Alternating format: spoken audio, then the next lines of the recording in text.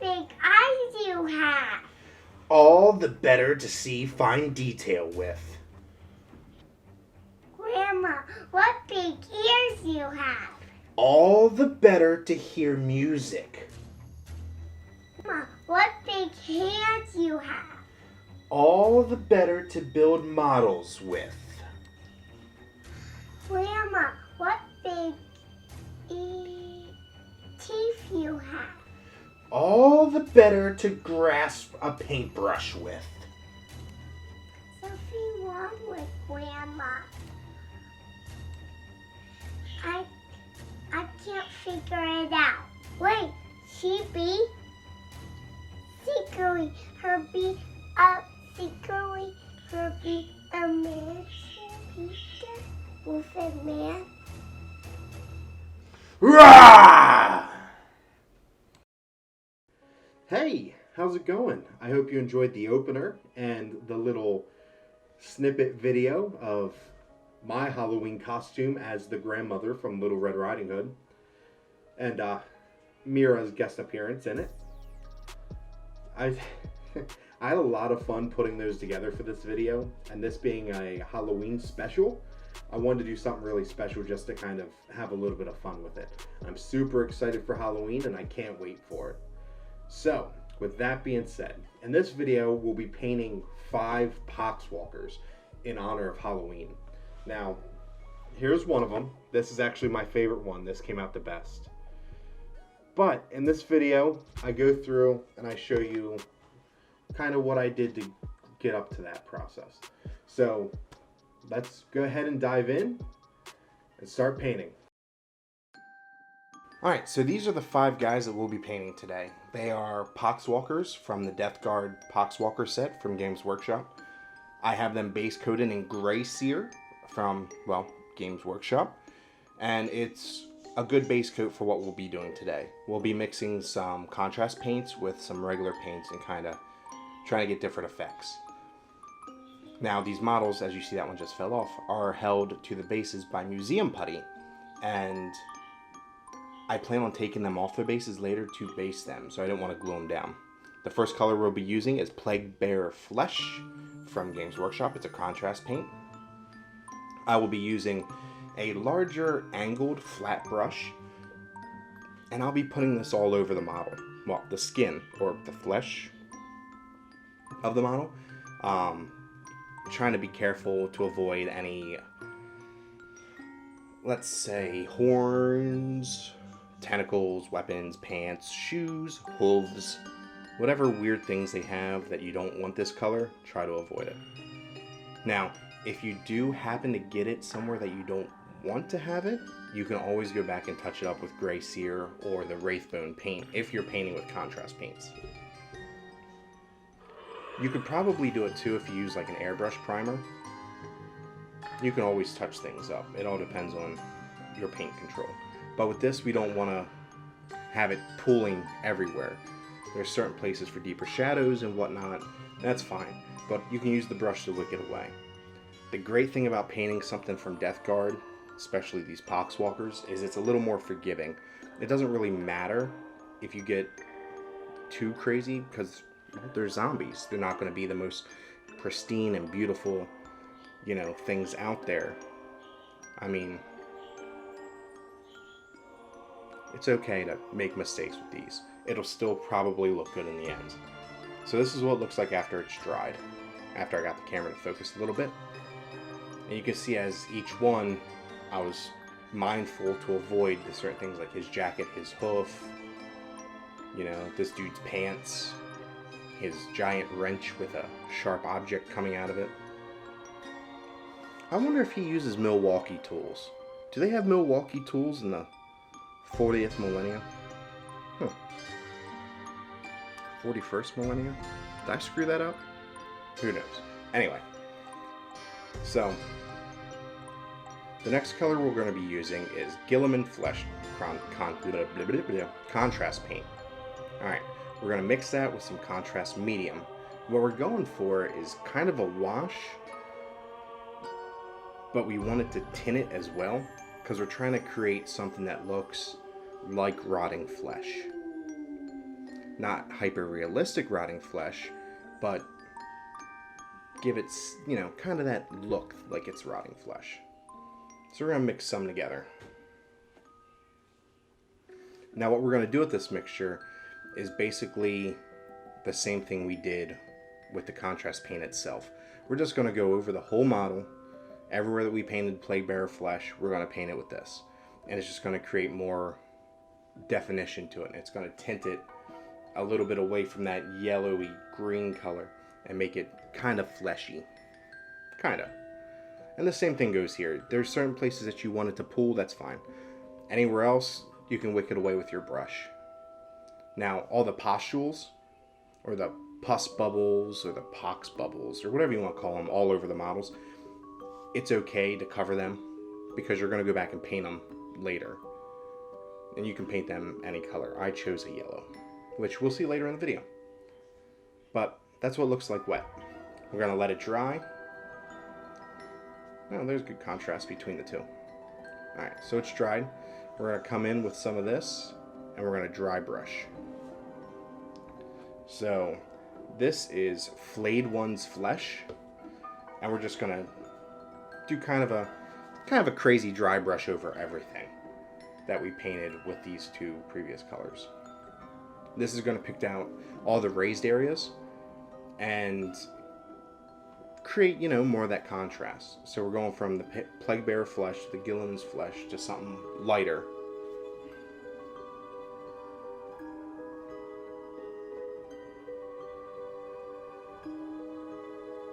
And you don't have to use a dry brushing brush. Makeup brushes are really great for dry brushing too. And they're a little bit cheaper. So you can use them and abuse them, and it's not hurting the wallet any. So that's kind of nice. But that's kind of what it looks like after it's dry brushed. Alright. So, here they are. After being dry brushed and everything, this is the effect you get. So you have the flesh color, and then you have the accent of the Plague Bearer flesh and Giliman flesh behind it. And it kind of creates a good zombie color.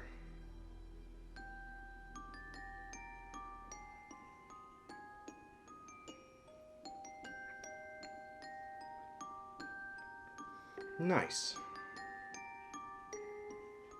Out of all of them, I think that one was my least favorite. This one I did do something a little bit different. He's a little whiter. I went a little crazy, but that's okay. So we're going to be mixing up some more paint. Okay, we're going to take some Crimson here from Games Workshop. We're going to put it in our little, well, here's a little secret. It's a water bottle cap. Great for mixing paints in.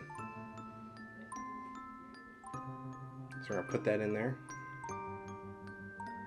And we're going to, so what we're doing with this is we're just going to put it to where any sores or gash marks or open places, pustules, maggots, and we're just going to kind of shade over them to kind of create that skin irritation look. And you can put as much or as little of this as you want. It all depends on what you're kind of going for. If you want to look super irritated, put a few layers of this on top of it to brighten that red up, to make it look like it's been more irritated. But I just kind of went for a quick pass over it. I think I did maybe 2, and the result was awesome. It really looks like his body's being put through the ringer with all these maggots and pustules and horns and tentacles and all the crazy abominations coming out of this dude.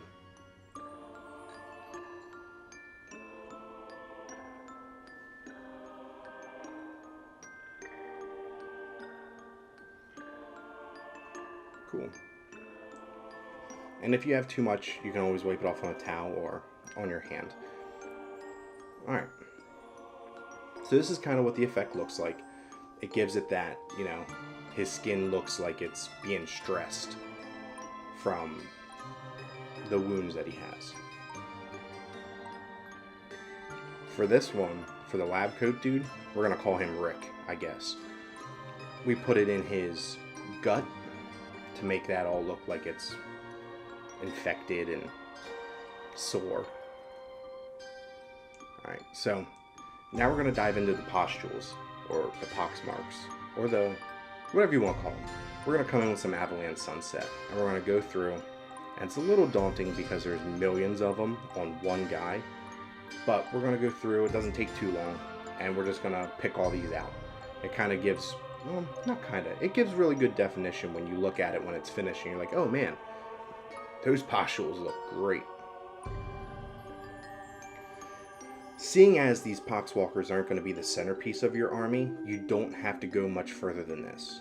There is steps that you can go to make it better, if you'd like, and the next step would be going to like a brighter yellow and kind of making it look like it's wet. But we're not doing that in this. We're just kind of just painting it, and we have Mortarion and stuff that are going to be more of a focal point. So, you know. Now, anything that you perceive to be bone, we're going to come in and we're going to paint that. Just be careful not to get it on our skin. Well, not our skin, but the zombie skin. Try not to get on the zombie skin because we worked really hard to build up all these colors to what they are now.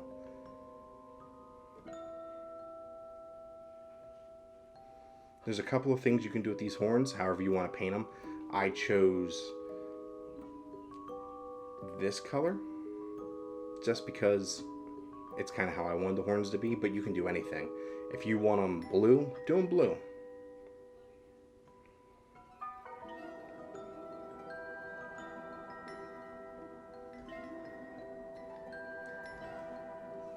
Alright, so go through, we'll paint all those. Now that they're all painted, this guy, he has a horn. This dude got a few horns. I also made a change while I was doing this because I think I realized I messed up. So this guy, I painted his arm in that color as well because it's more of a bony thing and not really flesh. So now we're going to come in with some Agrex or Earthshade. So you can either use the regular one or the gloss one. I chose, out of the two, the gloss version. And then we're going to mix it up. And we're going to paint it over the horns.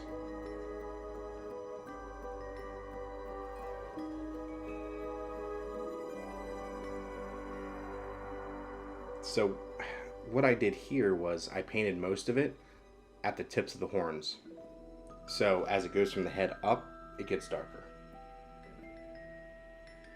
Kind of like that. And I didn't record it, but I took a little bit of white and I popped it in their eyes. So it kind of gives a, I don't know. I was thinking about doing like a blue color or maybe like a bright red color, but I figured white looked pretty cool and we'll go with that.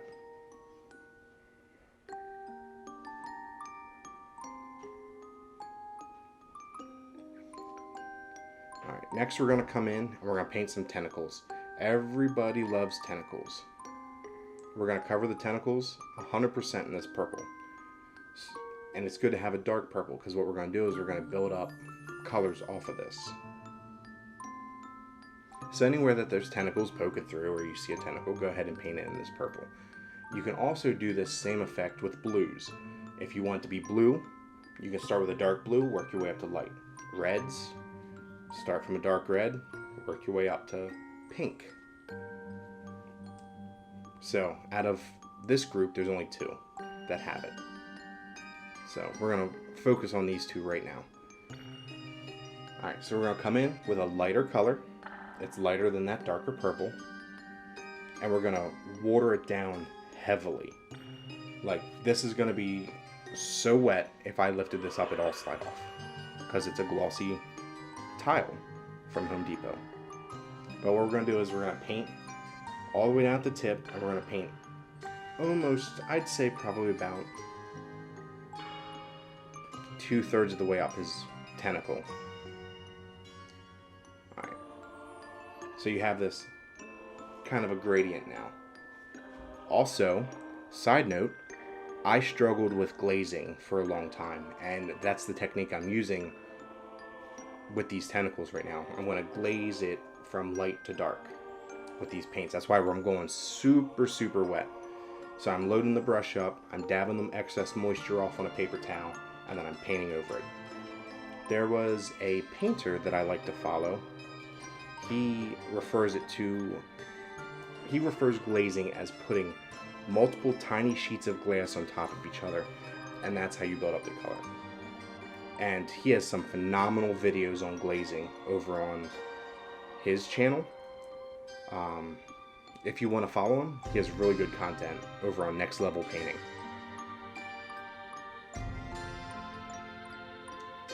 But, like I said, this is really my attempt at it, and I'm not the best. So, we tried, and it came out really well. If you can get glazing down, glazing is a great technique to use. It's time consuming, which is okay. So as you see, we're coming in each time, going lighter each time. A lighter pink, lighter purple. And we build it up to that.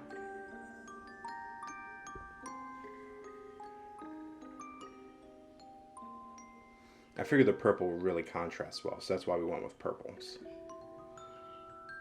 Ooh, Emperor's Children. Now we're going real bright. But this isn't the final paint. This used a few paints to do this. But, like I said, when you do glazing, the results come out really well.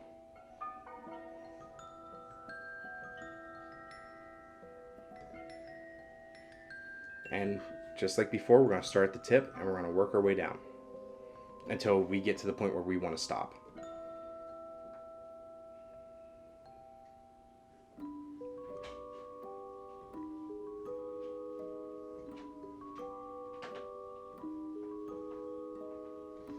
Just remember, when you load up your brush though, you want to dab off the excess moisture because it'll just run. What you want is that leftover pigment.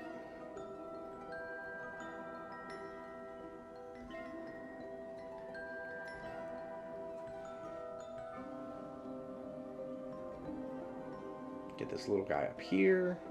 Nice. Okay, so that's what it looks like. Now we are going to apply another color.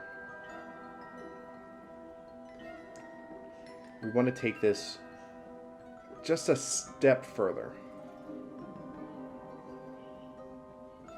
But it looks good already, so you can leave it there if you want. It's up to you.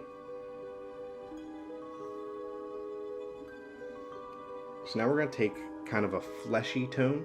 You want like a light tan color. And we're going to really water this down as well. And then we're just going to basically do the tip of the tentacles.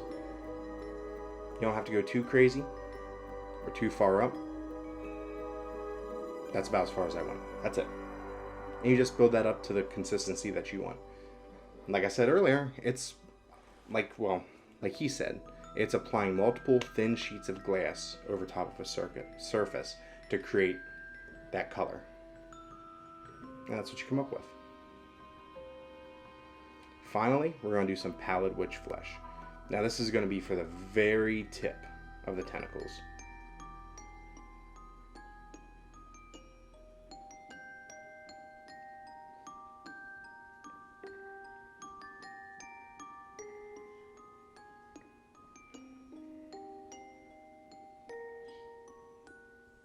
Nice. So that's what it looks like done.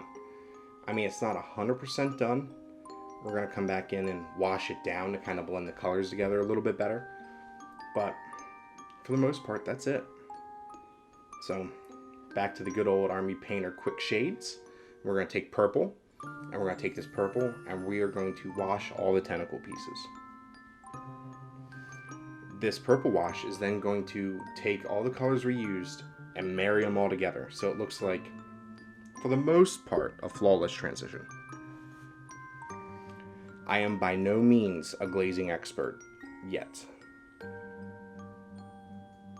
but it comes out really well. Now we're going to go into some snakebite leather, and we're going to be painting some of the pouches that are along them. So like this dude, he has some pouches back here. We're going to paint that in this leather. It's a really nice color, this snakebite leather. Contrast paints are weird because they're all different, so you got to figure out how each paint works individually, and then you'll know, the best uses for it. Because there's certain contrast paints that, I'm sorry, in Advanced Games Workshop, they're just garbage. And then there's some that are phenomenal. They give you good shades, good highlights, everything.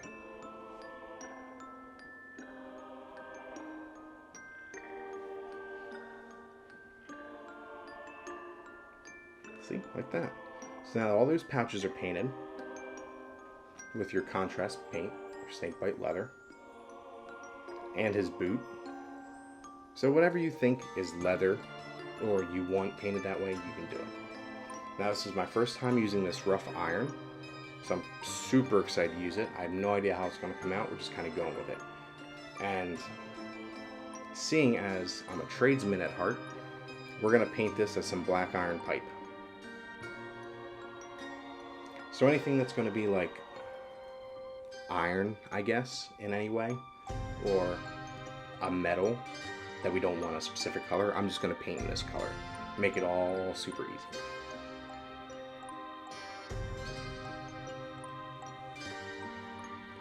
Shocking enough, I found this color is really good with coverage. One of the things that I least enjoy painting is metallics, because I just can't find good coverage for metallics, and it drives me nuts, especially golds and brasses. One day I will tackle that hill of non-metallic metals, one day, but today's not the day. So now we're going to come in with some metal medium and some AK, and we're going to mix them together. And we're going to kind of create almost like a candy apple red color. We're not really mixing it with the metal for it to be super metallic-y.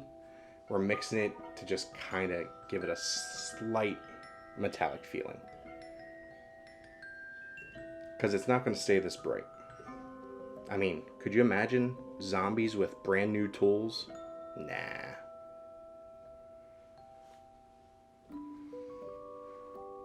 I mean, I guess they could. If they just robbed a hardware store, they could have new tools if they haven't used them yet to do whatever zombies do. So we're going to come in with some skeleton horde. And we're going to paint the grip on his handle. I mean, if you're a zombie, right?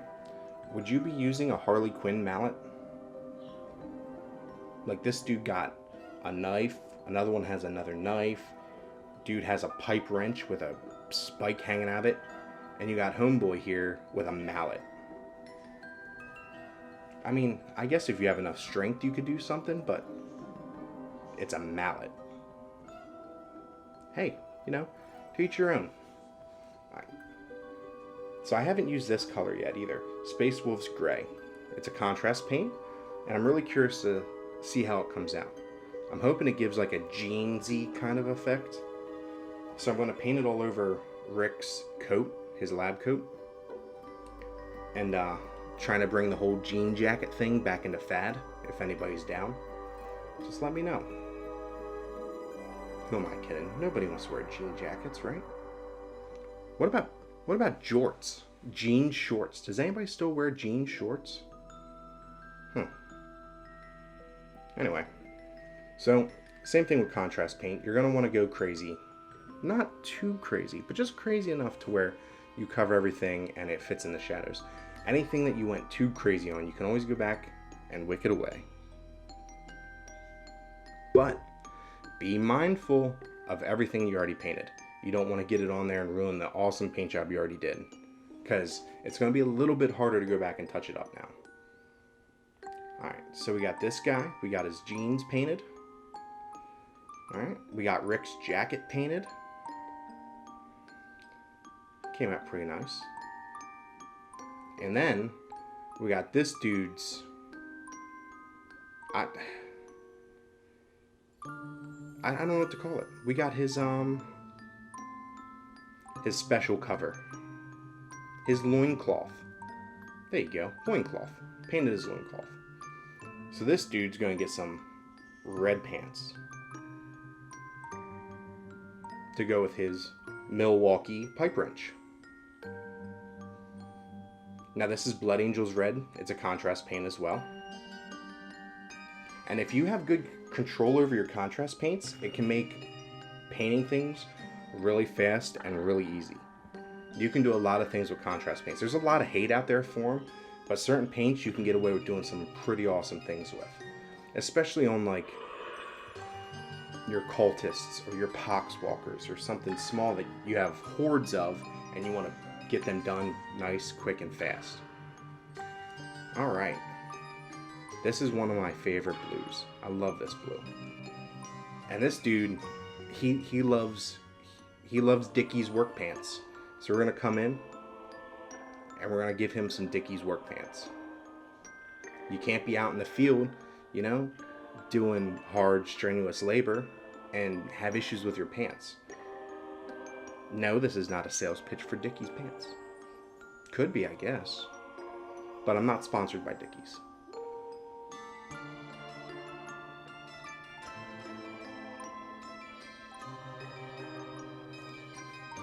As always, just be mindful where you're putting it. You don't want to get it anywhere extra. But this is like a real nice, light blue color.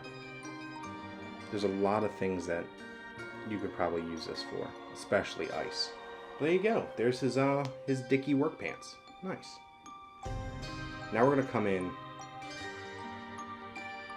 with a technical paint. Now this is where it gets a little fun, because you can go crazy with it. It doesn't really matter. Basically what I did, straight out of the pot, I just dabbed it. Do I know what I'm doing? No. Am I a rust and corrosion scientist?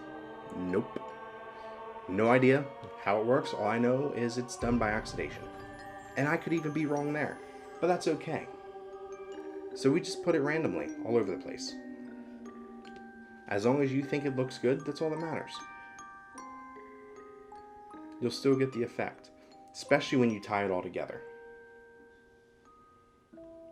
And I mean, honestly, all that oxidation stuff, it's random anyway from nature, so you don't have to be perfect with it. So now we're going to dive into some rust, and we're going to dry brush this rust on. There's multiple ways you can do it. You could dip it on and kind of streak it. There's all sorts of things, but we're going to dry brush it on. And we're just going to go crazy. It doesn't really matter. It's rust.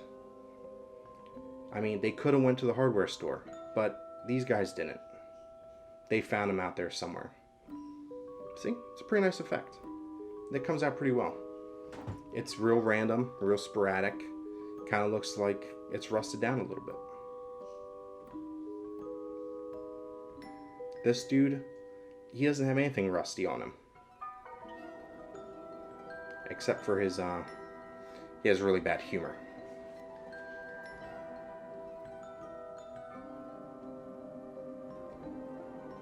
Okay. So now, we're going to pick out, and we're going to go through each guy, and we're going to paint all the maggots. And we kind of chose like a real light eggshell yellow color to paint them. I figured that'd be good, kind of like a maggoty color. So I'm using Dorn Yellow for that. So, you know, kind of, that's what I would see maggots being. Like a light yellow color. So for the basing, so I took them off the bases, and then I cleaned up all the wax off of it, so then I could do this. And what I'm doing is, I'm putting this basing material down, and then I'm pushing it away to kind of create canals for the effect that we'll be doing later. Well, not really later, I guess it's coming up, isn't it? You can wipe some of that excess off of the places that you push it away. This way it's not fully caked there. Now we're going to take this green, and I chose this green, but you can use any bright fluorescent-y green that you want.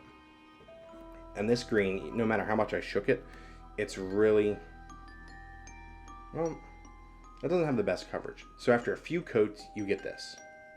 Now we're going to come in and we're going to wash everything with Plague Bearer Flesh. Everything.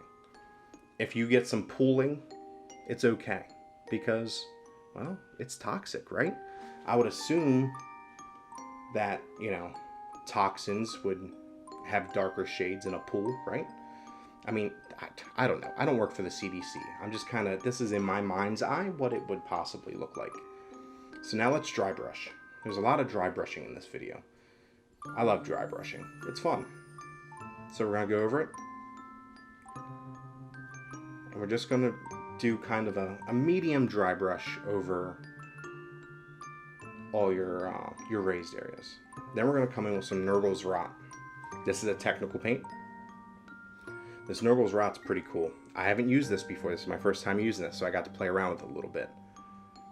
Now, painting it on is kind of weird. I found that dabbing it on, like you dip your brush in and then dab it around, makes it kind of give it that toxic pool effect, which is really cool. And I had to do this probably about, I think 3 times to get it to where I want it to go. But you could do it more if you want. It all depends on what you want to do with it. But this gives my guys a little bit of a toxic place that they're standing on. The hardest thing for these guys was actually coming up with the type of base I wanted to put them on. Alright, so now, as you know, a staple to a good painted miniature is always painting your rim. I believe that painting your rims black makes them really pop. You can paint them any color you want, but you should always paint your rims. I used to, when I was younger, paint all my rims the same color as my base. So if it was a sand base, the rims would be tan. But I've just come to love the black rims. It really makes your basing pop more than if it was tanned. That's just my opinion.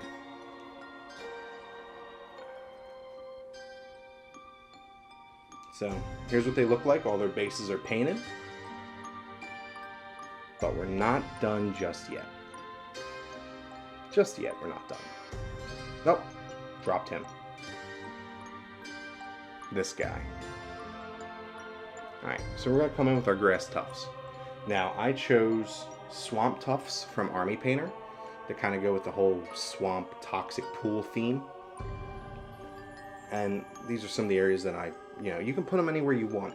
I don't think they'd really go in the toxic pools, so I would just put them on the land side, but, put our little dab of super glue. We're going to take this tuft, we're going to pin it right there, and we're going to use our little hobby tool here to push down the base.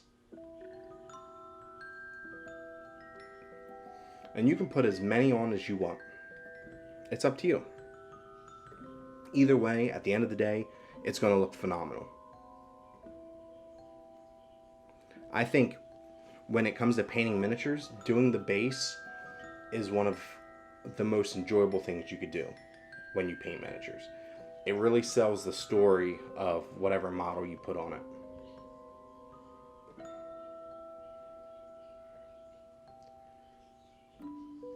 Alright, and that's pretty much it. That wraps everything up.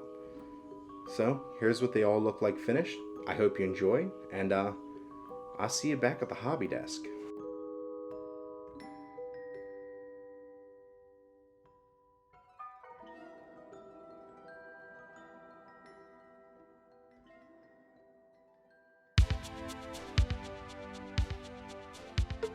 So, that wraps up this week's video. I hope you enjoyed it. It's a very spooky video indeed. Got to paint some zombies, have a little fun with dressing up as Grandma from Little Red Riding Hood. And, Halloween's such a fun time where you can dress up and have fun.